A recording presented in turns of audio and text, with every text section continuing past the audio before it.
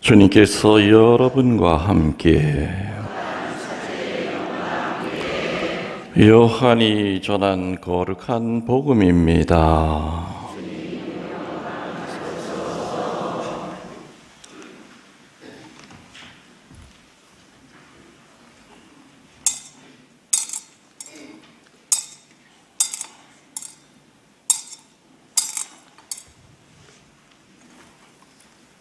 (1장) 29절에서 34절까지의 말씀입니다. 요한은 예수님께서 자기 쪽으로 오시는 것을 보고 말하였다. 보라, 세상의 죄를 없애시는 하느님의 어린 양이시다. 저분은 내 뒤에 한 분이 오시는데 내가 나기 전부터 계셨기에 나보다 앞서신 분이시다 하고 내가 전에 말한 분이시다. 나도 저분을 알지 못하였다. 내가 와서 물로 세례를 준 것은 저분께서 이스라엘에 알려지시게 하려는 것이었다. 요한은 또 증언하였다. 나는 성령께서 비둘기처럼 하늘에서 내려오시어 저분 위에 머무르시는 것을 보았다. 나도 저분을 알지 못하였다. 그러나 물로 세례를 주라고 나를 보내신 그분께서 나에게 일러 주셨다. 성령이 내려와 어떤 분 위에 머무르는 것을 네가 볼 터인데 바로 그분이 성령으로 세례를 주시는 분이다. 과연 나는 보았다. 그래서 저분이 하느님의 아드님이시라고 내가 증언하였다. 주님의 말씀입니다.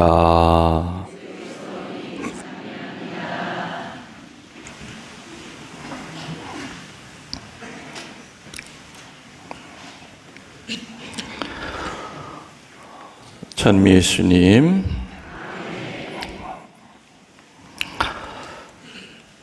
요즘 감기 진짜 한 달 가는 거 아시죠? 그러니까 조심하셔야 돼. 제가 지금 보름째. 그래도 아무튼 며칠 전에 서울에 강의가 있어서 일단 5시간 강의를 하러 갔는데 그때도 아침에 일어나니까 목이 다 잠겨서 야, 이 과연 할 수 있을까? 그런데다가 또 감기약을 너무 많이 먹어서 그런지 세상에 딱꼭질이 이틀 전부터 나기 시작하는데 딱꼭질이 안 멈추는 거예요. 아주 그냥 세트를 높디다. 그냥 감기에다 딱꼭질에다가. 그 제일 귀찮은 건 코. 같은 물을 먹어도 뱀이 먹으면 그 물이 뭐가 돼요? 독이 되고, 같은 물을 먹어도 젖소가 먹으면 그 물이 뭐로 바뀌어요? 근데 같은 물을 먹어도 김묵렬 신부가 먹으면 콧물로 바뀌어. 참나 이거. 아무튼 거짓말 안 보태고 크리넥스 화장지를 이제까지 한 5통 이상은 내 쓴 것 같아. 계속 나와요. 그리고 아무튼 희한해요. 이번 감기는 기분에 나은 것 같아서 이제 나았다 하고선 자고 일어나면은 다시 또 시작이에요. 이게 어디 좀 유명한 무당 있으면 좀 나 좀 소개해 주셔. 하여튼 감기, 독감은 좀 다르다 그래요. 독감은 진짜 병원에 입원해야 되고 그러는 건데 이번 감기는 아무튼 감기, 독감 헷갈리는데, 그래서 지금 내가 이게 독감인가, 감기인가 헷갈리기도 하고 하지만 아무튼 센 놈을 만나긴 만났습니다. 하여튼 그건 그렇고, 사정 한다고 나갈 놈도 아니니까 나 좋다고 그러니까 데리고 살든지 어떻게 하면 되길 것 같고요. 자, 아까 오늘 해설자가 미사 시작하기 전에 뭐라고 이렇게 오늘 복음에는 어떤 얘기가 나옵니다 하는 얘기를 했어요. 뭐라고 그랬는지 기억하세요? 그 얘기한 해설자가 한번 얘기해 보셔. 본인이 얘기했잖아요. 예, 세례자 요한이 예수님을 만나보고 예수님이 기다리던 그분이 하느님의 어린 양이 오신다 제 뒤에. 그러니까 증언했다고 그랬지. 증언. 그 증언의 내용이 뭐라고 그랬어요? 하느님의 어린 양이라고 그랬다고 그랬어요. 이게 오늘 말씀의 핵심이에요. 두 단어가, 첫 번째는 증언이에요. 그리고 하느님의 어린 양이 뭐길래 세례자 요한이 그렇게 자신 있게 하느님의 어린 양이라고 얘기했을까? 세례자 요한이 하느님의 어린 양이라고 증언할 때는 어떤 생각을 갖고 하느님의 어린 양이라고 그렇게 자신 있게 얘기했을까? 우리 살아가면서 남에 대해서 가능한 한 증언 안 하는 것이 좋을 때가 있어요. 어디 법정에 가서. 맞죠? 그런데 살아가면서 시간 날 때마다 증언해야 될 때가 있어요. 그렇죠? 오늘 이독서한 우리 자매님, 나중에 말입니다. 한참 세월이 지나서 누군가가 그 옛날에 그본당에 김웅열 신부님 계셨다며요. 그러면은 뭐라고 나를 증언할 거예요? 말 잘 생각하고 하세요. 딱 하면은 오늘 세례자 요한이 예수님에 대해서는 하느님의 어린 양이라고 그랬어요. 그럼 자매님이 나를 이렇게 몇 년 동안 지켜보면서 겪어보면서 여러분들도 좀 똑같이 대답을 하셔야 돼요. 누군가가 아이고 난 멀리서만 유튜브에서만 신부님을 한평생 봤는데 직접 그본당 신자들은 신부님 겪고 나니까 어때요? 그분이 어떤 분이에요? 그럴 때 여러분들이 그냥 길게가 아니라 딱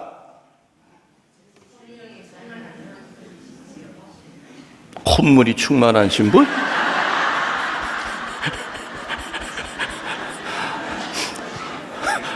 내 귀에는 콧물이 충만한 신부로 성령이 충만한 신부. 뭐 황송한 얘기죠. 얘기하려니까 답을 안 하셔. 네? 하느님의 종으로서 참 잘 빠져나가네.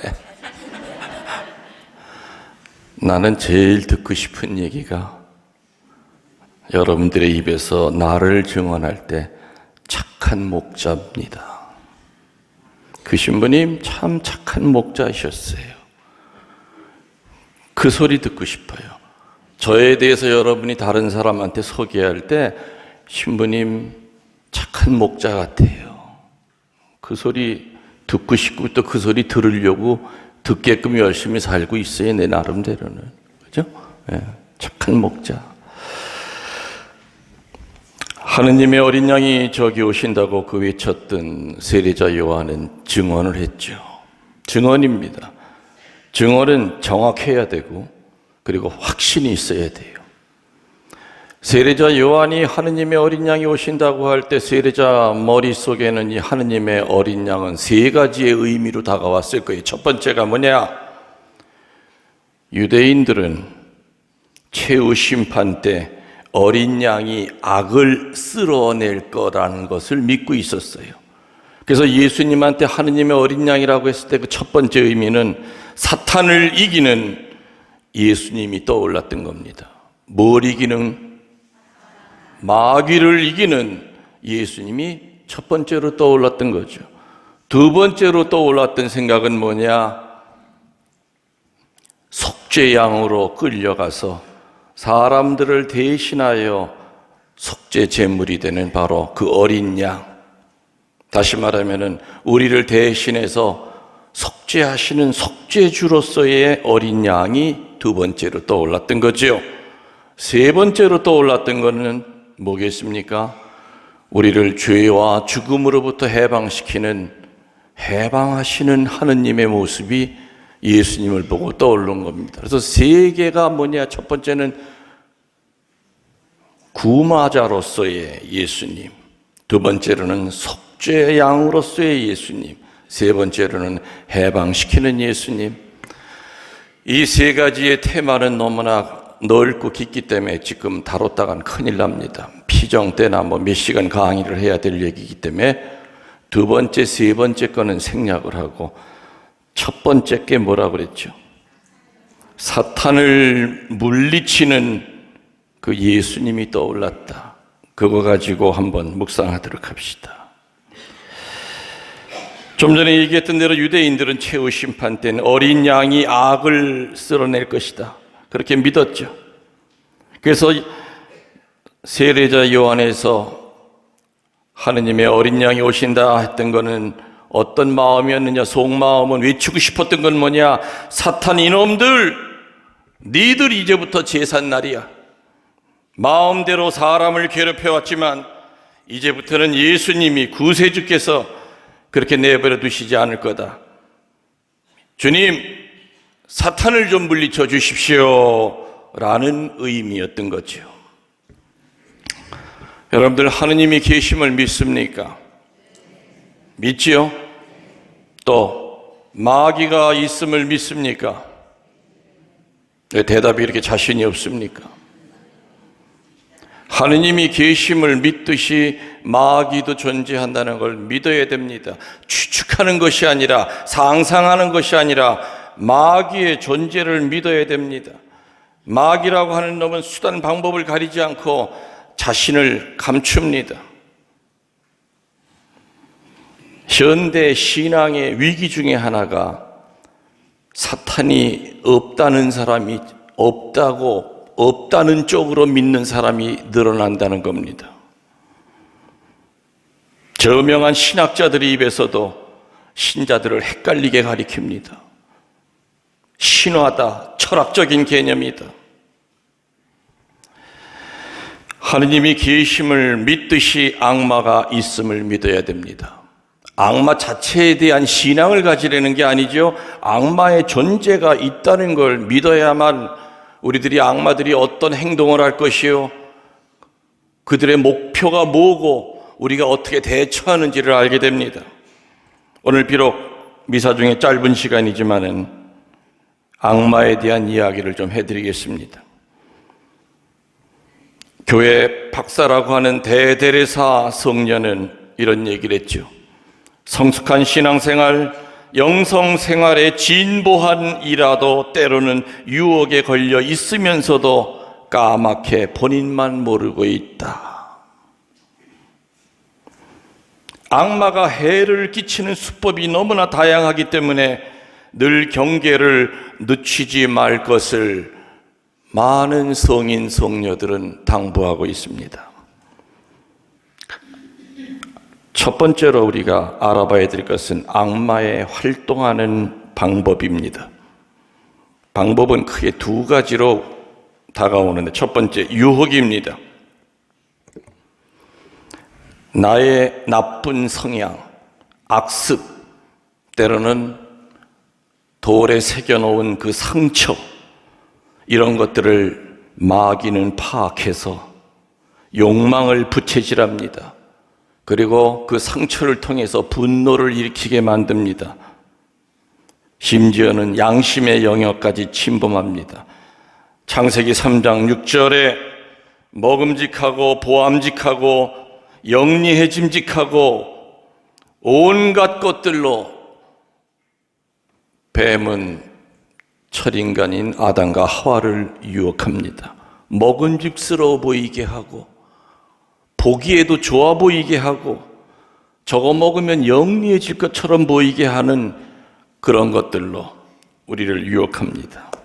아무튼 악마가 활동하는 첫 번째 방법은 유혹입니다. 두 번째는 혼란입니다. 혼란. 완덕을 열망하는 영혼들에게 대항하기 위해서 악마들이 사용하는 첫 번째 무기는 혼란스럽게 만듭니다. 하느님에 대한 열정을 멈추게 하거나 주저하게 하고 마비시킵니다. 그리고 갈팡질팡하게 만듭니다. 내 옆에 계셨던 하느님이 어느 순간에 없는 것처럼 느끼게 만듭니다. 머리가 혼란스럽게 만들어집니다. 이제 그 한평생 믿었던 그 하느님에 대한 신앙이 아침에 자고 일어나니까 갑자기 아무것도 없어지게 만듭니다. 내가 이제껏 사기당하고 살았나? 하느님이 정말 있단 말이냐?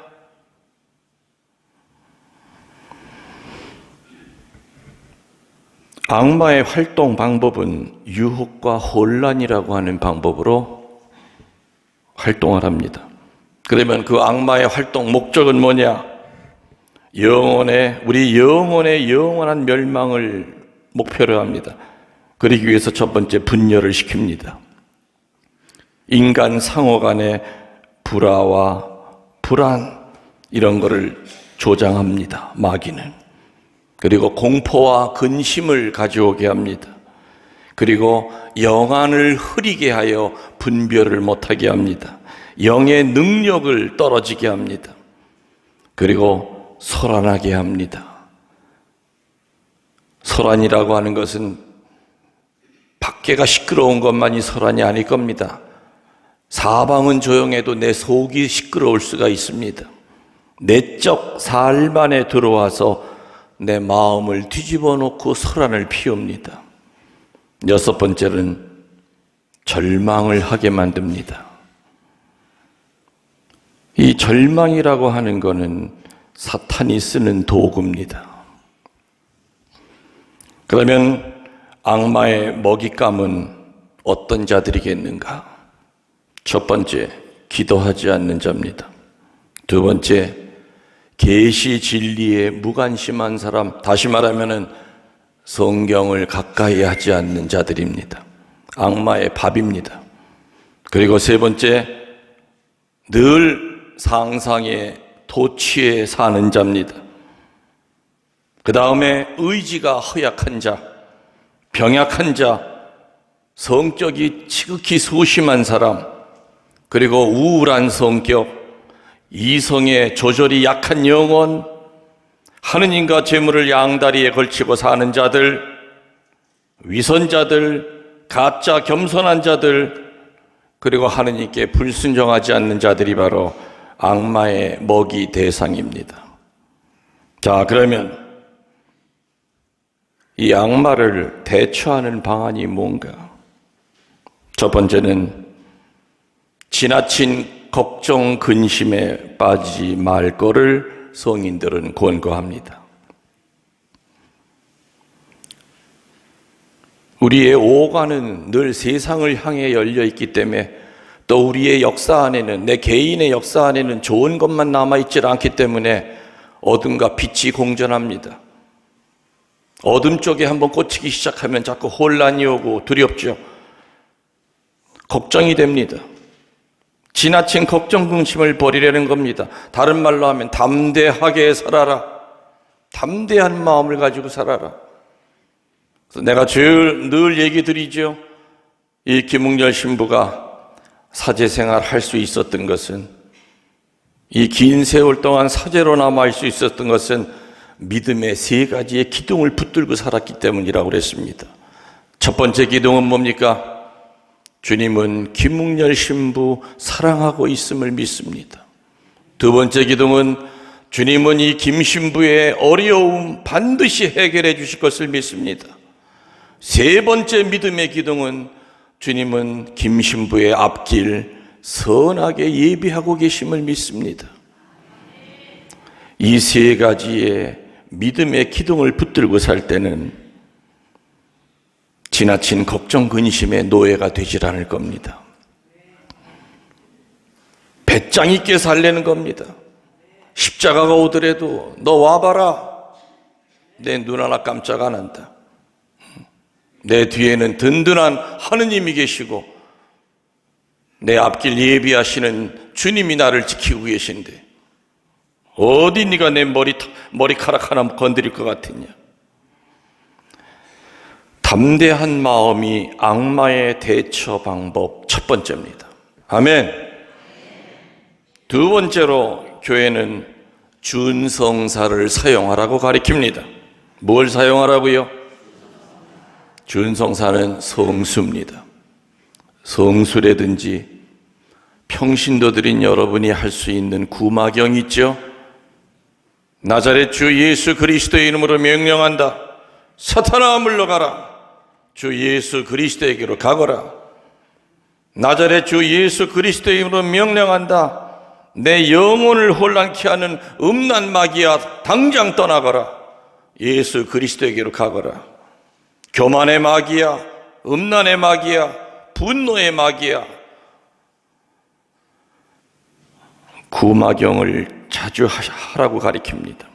또 뭐 있습니까? 준성사, 스카플라 같은 거 아시죠? 스카플라 같은 것은 마귀를 물리치는 중요한 영적 도구입니다. 기도와 경계를 통하여 우리의 묵상 기도를 놓지 않아야 됩니다. 그리고 때때로는 어떤 때는 내 육신이 너무 부유하기 때문에, 다시 말하면은 너무 육이 기름지면은 영의 생활을 할 수가 없습니다. 그래서 그때는 본인들이 알아서 단식, 금식 기도해야 됩니다. 가톨릭의 오랜 전통 중에 하나가 단식 기도였습니다. 근데 서서히 그 단식 기도가 없어지면서 공의회 이후에는 아예 1년에 딱 2끼, 제수요일이랑 성금요일 날 한 끼씩, 성모님의 메시지에도 보면은 우리가 마귀를 물리치는 첫 번째 도구로 단식을 권고합니다. 아무튼 육이 기름지면 절대로 영적인 생활과는 반비례합니다. 악마가 겁을 내는 영혼은 하느님께 온전히 바쳐진 영혼이요, 묵상 기도를 놓지 않는 영혼임을 우리들은 묵상해야 됩니다. 세례자 요한은 세상의 죄를 없애시는 하느님의 어린 양이 오신다고 했을 때는 그의 머릿속에는 3가지가 떠올랐다고 그랬죠. 첫 번째는 지금 얘기한 대로 사탄을 이기는 바로 예수님입니다. 두 번째는 우리를 위해 대신 돌아가시는 구속자, 구원자 예수님이 떠올랐고, 세 번째는 우리를 죄와 죽음으로부터 해방시키는 해방주로서의 예수님이 떠올랐던 겁니다. 세례자 요한은 예수님을 정확히 알고 증언했습니다.